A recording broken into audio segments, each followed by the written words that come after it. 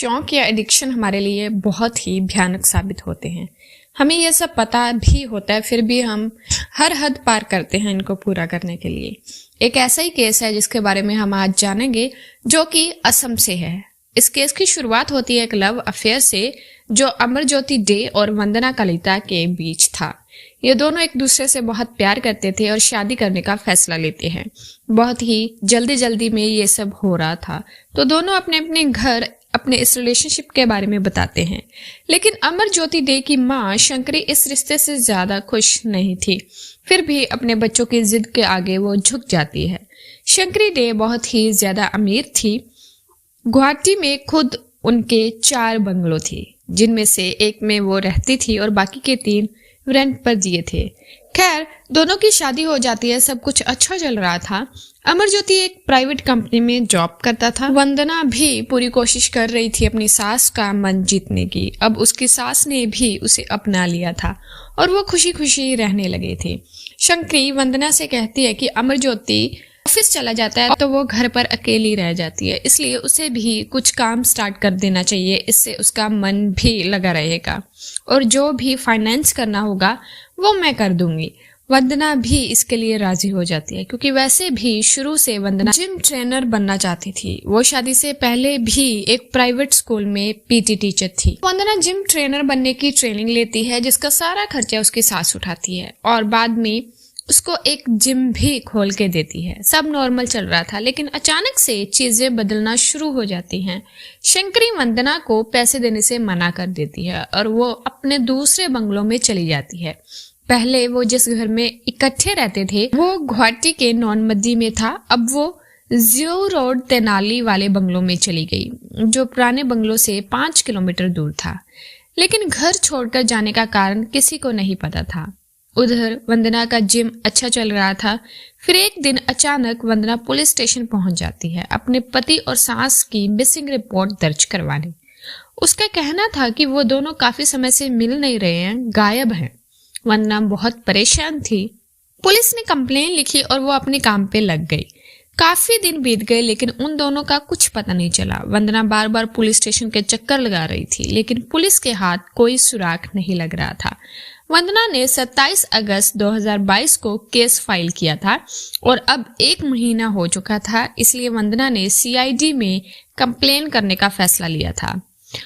उधर पुलिस अपनी पूरी कोशिश कर रही थी। अक्टूबर 2022 में, यानी कि लगभग 2 महीने बाद, शंकरी का नेफ्यू निर्मया पुलिस स्टेशन जाता है और वंदना के खिलाफ कंप्लेन लिखवाता है कि उसने ही भुआ शंकरी और अमरज्योति को अगवा किया है। वो पुलिस को ये भी बताता है कि शंकरी डे के एटीएम कार्ड से लगातार पैसे विड्रॉ हो रहे हैं। ये सुनकर पुलिस भी चौंक गई।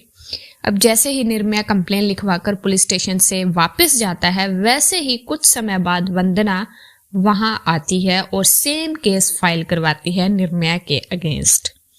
पुलिस ने जितने भी आसपास के सीसीटीवीज थे सबकी फुटेज खंगालना शुरू की और फाइनली उन्हें एक फुटेज मिलती है जिसमें वंदना अपनी सास के एटीएम से पैसे निकलवा रही थी। तो पुलिस वंदना को उठा लेती है और उससे पूछताछ शुरू करती है। अब इस पर वंदना कहती है कि वो ये सब जानबूझकर कर रही थी, क्योंकि उसे निर्मया पर शक था और वो उसको पुलिस की नजरों में लाना चाहती थी। अब कहानी फिर से उलझ गई थी। पुलिस एक बार फिर रियल कल्प्रिट को ढूंढने में असफल रही और वो वंदना को छोड़ देते हैं।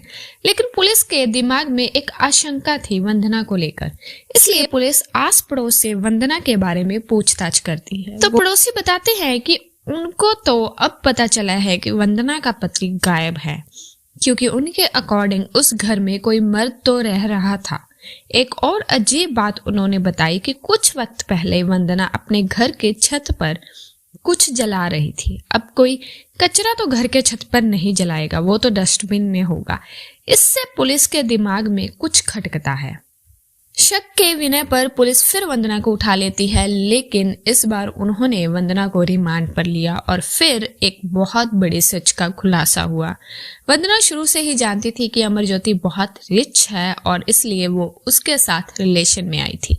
लेकिन उसके बाद जो हुआ इसके बारे में वंदना ने भी नहीं सोचा था। दरअसल वंदना अमरज्योति से सेटिस्फाई नहीं थी, इसलिए वो मर्दों से घिरी रहना चाहती थी। तभी तो उसने जिम ट्रेनर बनने का फैसला लिया था और उसका ये फैसला काम भी कर रहा था। जिम में बहुत से लड़के आते, मगर अभी वो किसी को भी इनएप्रोप्रिएट वे से छू या देख नहीं रही थी, क्योंकि वो अपनी एक गलत इमेज नहीं सेट करना चाहती थी। लेकिन फिर इन दो लड़कों ने जिम आना स्टार्ट किया। एक का नाम था धंती, जिसकी उम्र 32 साल थी, और दूसरे का नाम आरूप था, जिसकी उम्र 27 साल थी। धंती एक टैक्सी ड्राइवर था और आरूप उसका दोस्त था। वंदना भी 31 साल की थी, तो तीनों हम उम्र थे, जिस वजह से इनमें बातचीत शुरू हो गई। वंदना ने उन दोनों के देखने के तरीके से उनके इंटेंशंस का भी अंदाजा लगा लिया था, इसलिए मौका देखकर वंदना ने उन दोनों को अपने घर इनवाइट कर लिया और वहां बिल्कुल वैसा ही हुआ जैसा ये तीनों चाहते थे। और धीरे धीरे ये रोज होने लगा और धंती और आरूप का घर में आना जाना लगा रहता था। शायद इसीलिए उनके पड़ोसियों को ये भनक नहीं पड़ी कि घर में उसका पति नहीं है, क्योंकि उस घर में इन दोनों की आवाजें आती रहती थी।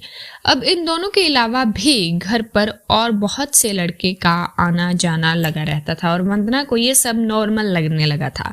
उसे लगता था कि वो ये सब करती रहेगी और अमरज्योति को कभी कुछ नहीं पता चलेगा, लेकिन सच को कभी ना कभी तो सामने आना ही था। एक दिन जब धंती, आरूप और वंदना तीनों अकेले घर में थे और अमरज्योति घर पर आ जाता है, वो देखता है कि घर के आगे एक टैक्सी खड़ी है जो कि धंती की थी, जबकि वंदना के पास खुद की बुलेट थी और वो उसे खुद ड्राइव करती थी। वो टैक्सी से सफर नहीं करती थी। वैसे भी उसकी कुछ समय पहले ही वंदना से फोन पर बात हुई थी और वो घर में अकेली थी। जब उसने दरवाजा खोलने की कोशिश की तो दरवाजा अंदर से लॉक था। ऐसे में अमरज्योति का शक और बढ़ जाता है। जब वो विंडो से अंदर झांकता है तो वो दृश्य उसके मन को झंझोड़ कर रख देता है। वो देखता है कि अंदर वंदना दो मर्दों के साथ कॉम्प्रोमाइजिंग सिचुएशन में थी। अब अमरज्योति गुस्से से आग बबूला होकर दरवाजा जोर जोर से पीटता है और वो गालियां देना शुरू कर देता है, जिसे देखकर धंती और आरूप अपने कपड़े लेकर भाग जाते हैं। लेकिन वंदना को अब कुछ समझ नहीं आ रहा था। वो रंगे हाथों पकड़ी जा चुकी थी और अब अमरज्योति सिर्फ उससे डाइवोर्स चाहता था। वो वंदना की कोई बात नहीं सुन रहा था।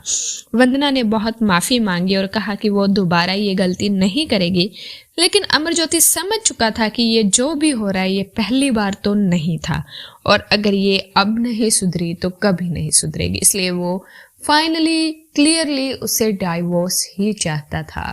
दूसरी तरफ वंदना को ये टेंशन थी कि अगर वो डाइवोर्स लेगी तो उसे एलिमनी में कुछ नहीं मिलेगा, क्योंकि सारी प्रॉपर्टी शंकरी डे के नाम पर थी, यानी कि उसकी सास के नाम पर थी।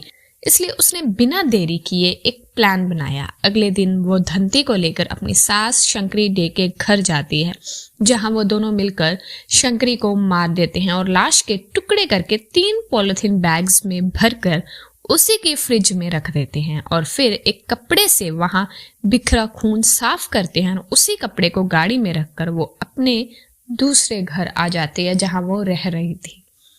घर आकर वो अमरज्योति का वेट करती है। जैसे ही वो घर आता है वंदना उसकी ड्रिंक में कुछ मिला देती है, जिससे वो अनकॉन्शियस हो जाता है और बाद में ये दोनों वैसा ही करते हैं जैसा उन्होंने शंकरी डे के साथ किया था और फिर उसकी लाश के टुकड़े करके भी पॉलिथीन बैग्स में भर के फ्रिज में रख देते हैं। फिर वहां पर जो ब्लड बिखरा था उसको कपड़ों से साफ करते हैं और वो सारे कपड़े छत पर ले जाकर वंदना उनको जला देती है, जिनको उस दिन पड़ोसियों ने देखा था। काफी दिनों तक डेड बॉडीज ऐसे ही फ्रिज में पड़ी रहती हैं और फिर 27 जुलाई को रात के लगभग 3 बजे धंती और वंदना अपनी सास के घर जाकर वो पॉलिथीन बैग उठाते हैं और सोडा नाम के एक गांव में जाकर उसे डिस्पोज कर देते हैं। फिर उसके 20-25 दिन बाद लगभग 22 अगस्त को वो अमरज्योति की डेड बॉडीज के टुकड़े जो पॉलिथीन बैग्स में भरे हुए थे उनको उठाते हैं